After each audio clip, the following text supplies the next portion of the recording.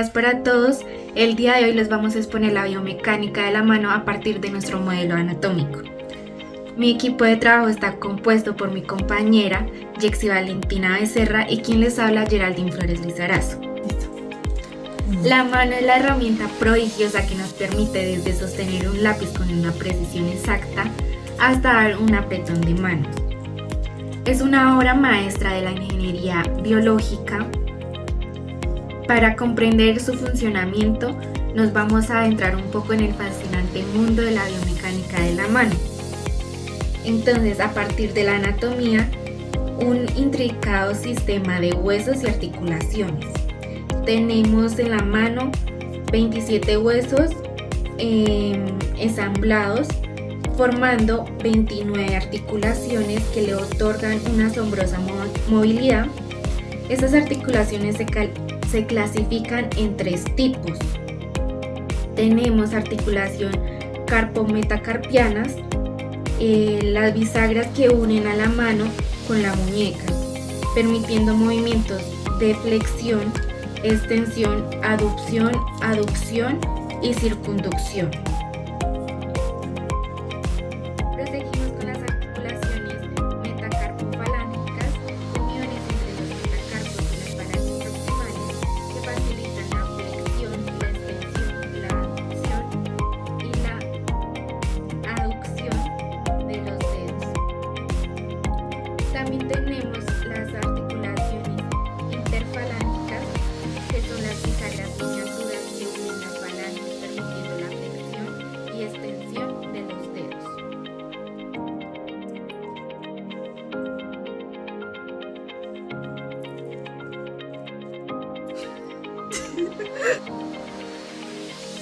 Ahora vamos a hablar un poco de los músculos intrínsecos de la mano.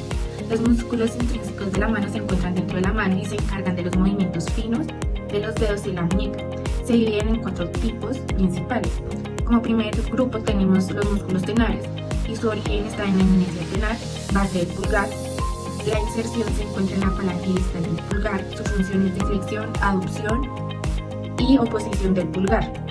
Como músculos tenemos al aductor del pulgar, abduce el pulgar, tenemos al flexor corto del pulgar, flexiona la falange proximal del pulgar, tenemos al opositor del pulgar, opone el pulgar de la palma de la mano, tenemos también al aductor del pulgar que abduce al pulgar de la mano.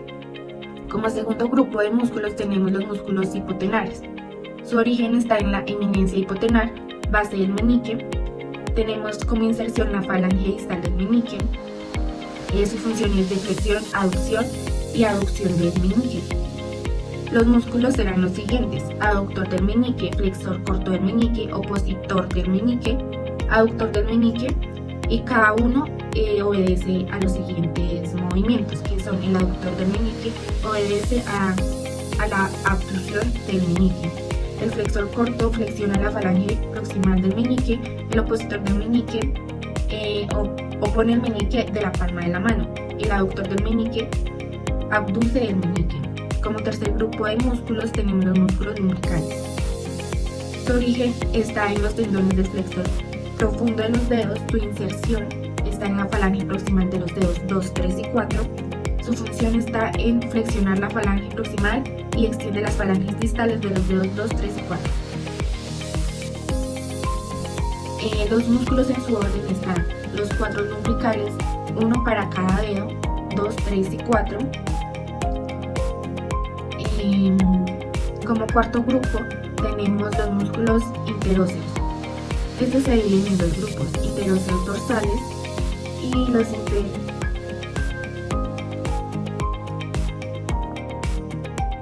Como cuarto grupo tenemos los interóseos. Estos se dividen en 2 grupos: los interóseos dorsales y los interóseos palmares.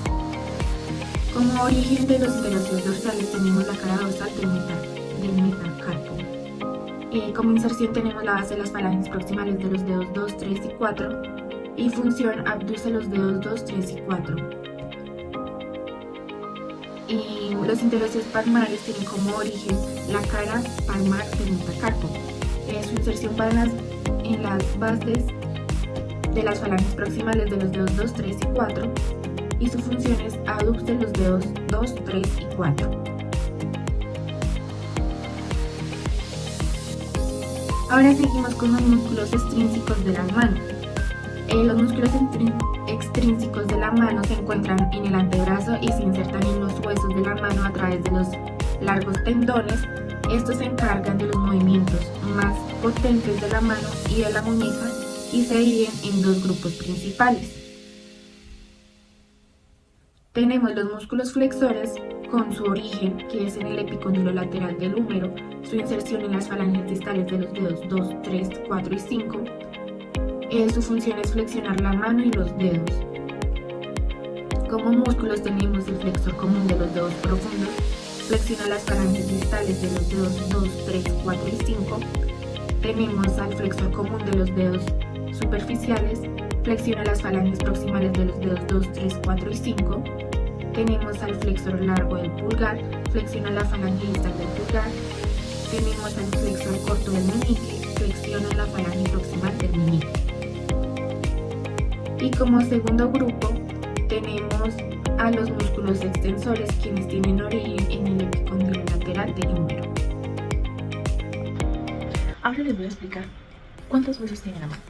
En total son 27, se dividen en diferentes partes. Empezando por las falanges, que tenemos tres tipos de falanges, que son las distales, las proximales y las medias. Con excepción del dedo número 1, que solo tiene una falange distal y una proximal, como lo ven acá. También tenemos los huesos metacarpianos, que se dividen en una fila proximal y una fila distal. La proximal está conformada por los huesos escafoides, semilunar, piramidal y pisiforme. Y la fila distal está conformada por el trapecio, el trapezoide, el hueso grande y el hueso anchoso. Bueno, ahora les voy a explicar los ligamentos. Primero tenemos que quitar nuestra aponeurosis, que sería nuestro primer ligamento. Después viene el ligamento transverso superficial, aquí como lo ven. Y también tenemos nuestro ligamento transverso profundo, que serían estos de acá. Listo. Entonces, también tenemos ligamentos colaterales, que serían los que están acá. Y también tenemos los ligamentos anulares, que serían estos de acá. Tenemos los ligamentos cruzados, o mejor llamados poleas, que serían los rojitos, que nos sirven para hacer la flexión de la mano y para que ésta se mantenga. También tenemos nuestro retináculo flexor, que sería este de acá. Tenemos nuestro ligamento carpiano, que sería el de acá, y nuestro ligamento cúbito carpiano palmar, que sería el de acá. Este se divide en dos, mientras que este se divide en tres partes, y esto ayuda a que la muñeca haga esto. También tenemos otros dos ligamentos acá, que son los ligamentos comisural distal, que sería este más largo, y el proximal, que sería el de más abajito. Ahora vamos a hablar un poco de lo que son las vainas. La vaina es un elemento fibroso pero a la vez ceroso, que está compuesto por un líquido llamado sinovial. Está diseñada con la finalidad de permitir el desplazamiento de los tendones con los huesos. Entonces, hablando un poco más de esa función, es permitir el correcto desplazamiento entre el tendón que se encuentra con el hueso por el cual pasa. La importancia de las vainas para la biomecánica de los movimientos radica en que si ellas no estuvieran localizadas en los tendones, estos tejidos se desgastarían con mucha facilidad, ocasionando así lesiones como la tenosinovitis. Ahora, ¿aquí dónde están ubicados? Es una estructura pequeña que se ubica en distintos tendones de la mano y del pie. Las vainas sinoviales más conocidas como las del aparato flexor de la mano, es decir, que a la digitocarpiana interna y externa, en la banda fibrosa del pie y en el tendón largo del músculo del bíceps. Los componentes de estas vainas son tres básicos. La primera es la capa externa, que es fibrosa, la capa interna, que es serosa, y el líquido sinovial, que sale por la capa interna. Ahora, la mano, cuando se agota, tiene tres arcos que van en tres diferentes direcciones. El primero que voy a explicar es el transversal. Es un arco carpiano que se prolonga distalmente, medialmente al arco metacarpiano. El eje longitudinal del conducto carpiano pasa por el semilunar, el hueso grande y el tercer carpiano, que lo podemos ver en la imagen, ya que aquí es un poquito más difícil mostrárselos por el material. Tenemos como segundo arco arcos longitudinales, que son arcos metacarpiofalángicos. Están en una disposición radial desde el macizo carpiano de las falanges correspondientes hasta el arco del dedo corazón y el arco del índice o dedo 2, que lo podemos ver aquí en las imágenes.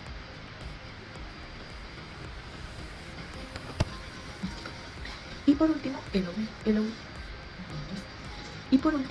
el oblicuo, que son arcos de oposición del pulgar. Este es uno de los más comunes, ya que pues lo utilizamos para casi todo. Sería el momento, así más o menos.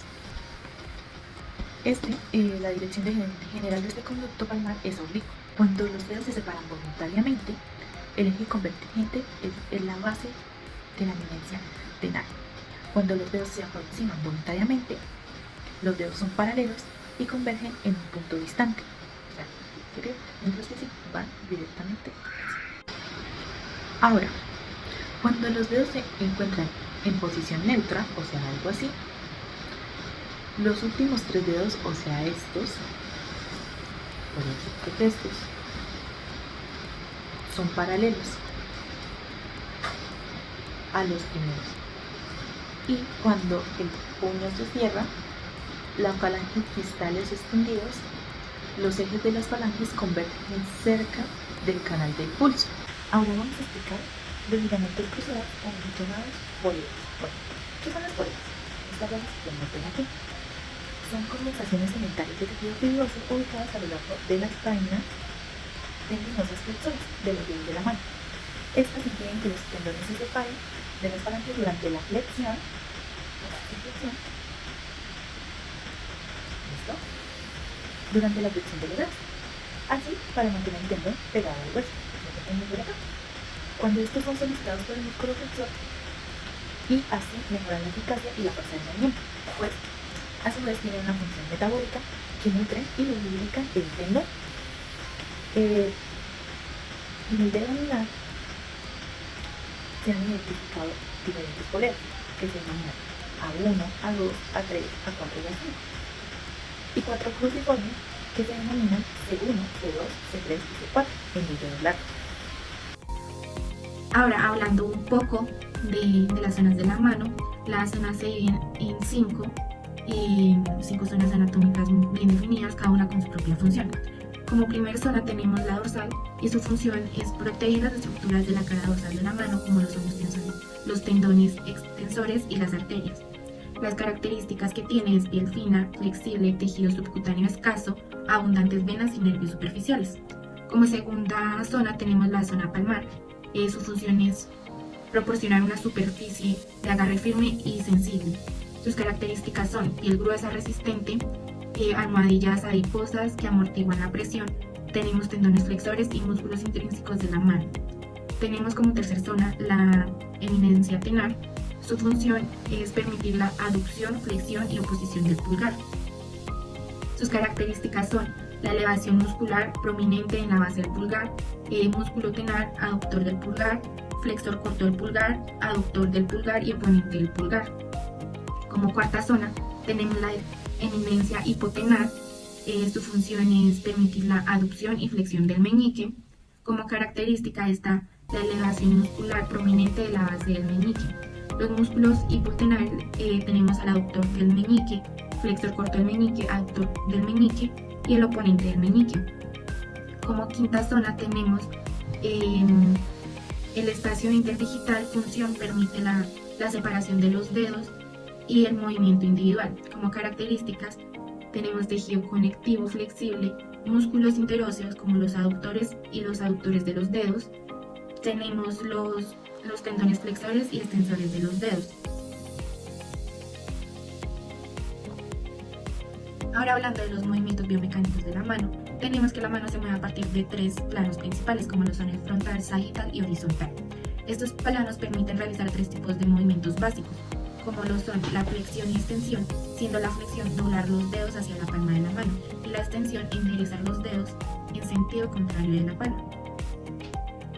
Tenemos la aducción y aducción, que son en este orden, como la aducción, el separar los dedos entre sí, y la aducción, juntar los dedos. Tenemos la rotación interna y rotación externa, que sería girar los dedos hacia adentro, hacia la palma, y la rotación externa, girar los dedos hacia afuera. Esas rotaciones también las podemos presentar en la muñeca. Tenemos movimientos compuestos, que son combinados los movimientos básicos. La mano puede realizar movimientos más complejos, como son la pronación y la supinación, siendo la pronación girar el antebrazo de modo que la palma mire hacia abajo, y la supinación siendo el movimiento que gira el antebrazo de modo que la palma mire hacia arriba.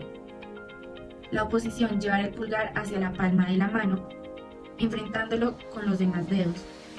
Tenemos la pinza, que es pellizcar objetos entre el pulgar y los demás dedos. Tenemos articulaciones y músculos. Los movimientos de la mano son posibles gracias a la intervención entre sus articulaciones y músculos. Ahora, profundizando un poco en los tipos de agarres, tenemos agarres de precisión. Permiten el control fino y delicado de los objetos, ideales para tareas que requieren precisión. Tenemos la pinza, que es el agarre más común utilizado para sostener objetos pequeños entre el pulgar y los demás dedos. Tenemos la pinza cilíndrica, que es agarrar objetos cilíndricos como lo son los lápices o las herramientas. Tenemos la pinza esférica, que es agarrar objetos esféricos como pelotas o canicas. Tenemos la pinza lateral, que es agarrar objetos planos entre el pulgar y la yema del dedo. Tenemos el agarre tipo trípode, que es utilizado para sostener objetos pequeños y estables como un huevo o un teléfono móvil. Tenemos el agarre de gancho, que es utilizar para agarrar objetos con el pulgar y el índice, como al rasgar una página. Tenemos agarres de potencia, que permiten una mayor fuerza y control sobre los objetos grandes y pesados. Tenemos el agarre tipo garra, que se utiliza para agarrar objetos grandes y voluminosos como lo son una pelota o una botella. Tenemos el agarre en pala, que se utiliza para empujar o tirar objetos como al barrer o remar. Tenemos el agarre tipo gancho, que se utiliza para levantar objetos pesados enganchándolos con los dedos, como levantar unas pesas. Tenemos combinaciones de agarre. La mano también puede realizar combinaciones de agarre para adaptarse a diferentes tareas, como por ejemplo el agarre de cuchillo, que se utiliza para sostener un cuchillo con el pulgar, índice y medio, mientras que con el resto de los dedos se apoya el mango. El agarre de las tijeras se utiliza para sostener las tijeras con el pulgar y los dedos índice y medio, mientras que el meñique se apoya en el anillo de la tijera. El agarre de la raqueta se utiliza para sostener una raqueta de tenis o bádminton con el pulgar y los dedos índice y el medio en medio de la empeñadura, el resto de los dedos apoyando el marco. Ahora hablaremos de las patologías biomecánicas en general de la mano. La mano son estructuras muy complejas y sencillas que nos permiten realizar una gran variedad de tareas y actividades. Sin embargo, también son propensas a una serie de patologías que pueden afectar su función y calidad de vida. Las patologías más comunes en la mano se pueden clasificar en dos grandes grupos. Primero, las patologías biomecánicas. Esas patologías se originan por un desequilibrio en las fuerzas que actúan sobre la mano, lo que puede provocar dolor, inflamación y deformidad. Las causas más frecuentes de las patologías biomecánicas de la mano son las siguientes. Movimientos repetitivos. Realizar tareas repetitivas con las manos, como escribir en un ordenador o usar herramientas manuales, pueden sobrecargar los tendones y músculos de la mano, lo que puede provocar tendinitis, tenosinovitis y síndrome de túnel del carpio. Tenemos los traumatismos, que son los golpes, caídas, fracturas que pueden dañar los huesos, ligamentos, tendones, músculos, los que pueden provocar dolor, inflamación, deformidad o incluso incapacidad funcional.